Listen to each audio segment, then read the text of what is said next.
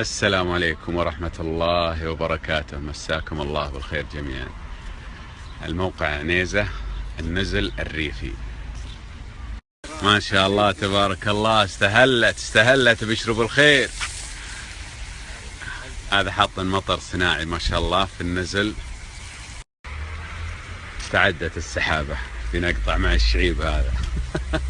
الله يهو براد وناسه ما شاء الله.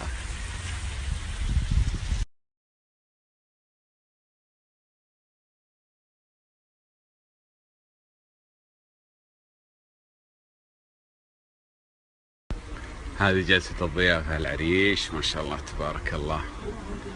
وهذا صاحب النزل أبو علي الزنيدي.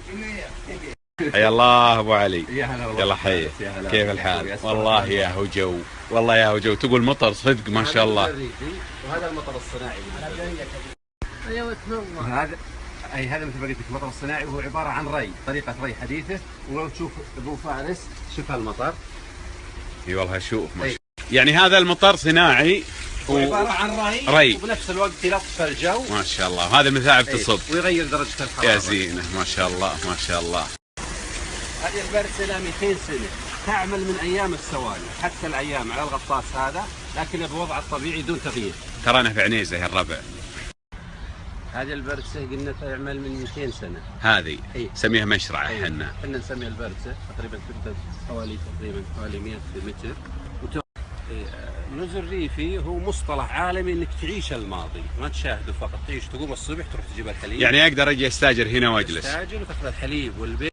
وين استاجر؟ استاجر هنا يا ابو علي ولا هنا ولا؟ هنا 10 وحدات سكنيه، تاخذ وحده سكنيه لاسرك وتطلع الصبح تقوم لك المزرعه كامله. والله في غير هذه ما شاء الله. يعني بستاجر هذا مثلا يا ابو علي؟ استاجر، عندنا 10 وحدات يا ابو فارس، 10 وحدات سكنيه.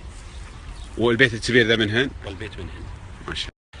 ما هو بس فقط تستاجر، تقوم الصبح بنفسك تروح تجيب الحليب وتجيب البيض وتجيب منتجات المزرعه، وانت تعتبر مالك لهذا المزرعه وانت مستاجر. هذا المثعب ما شاء الله لا زال يصب، وهذه تمطر. بندخل احد الشاليهات اللي يقول ابو علي. الله الله الله الله الله. نبدا بسم الله. هذا الشاليه الاول يقول انه مطل. ما هو مطل، المطر يجيه، يعني تاخذ الشاليه ذا يجيك المطر كل شوي. السلام. يعني لو باخذ الشاليه ذا واصلكم المطر داخل الفرشات داخل الاغراض. ان شاء الله استهلت. ما شاء الله الجلسه اللي برا. شوف في هذه يقول غرفه اضافيه غير اللي في الشاليه.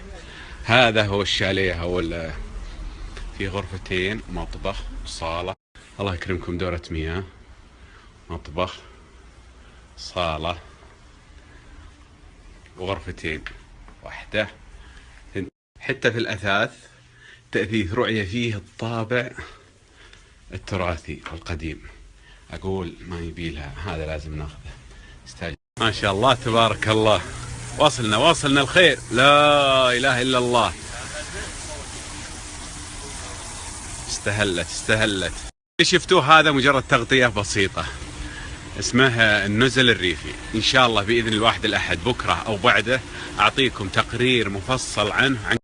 أبى أحاول بإذن الله إني أجي وأخذ شاليه هنا ونسوي فطورنا ونستانس ونجيب لكم جميع التفاصيل لهذا المكان. نقول إن شاء الله موعدنا بكرة وبعده وصلنا المطار بنعطي تفاصيل كاملة عن المكان هذا، لأنه صراحة يستحق الزيارة.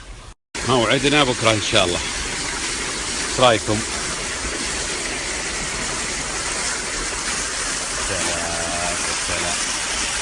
موعدنا بكرة إن شاء الله. ما قدر، قلنا ما احنا مصورين ولا قدرنا صراحة. هذا جانب من النزل. يقول لازم تحلب أنت بنفسك.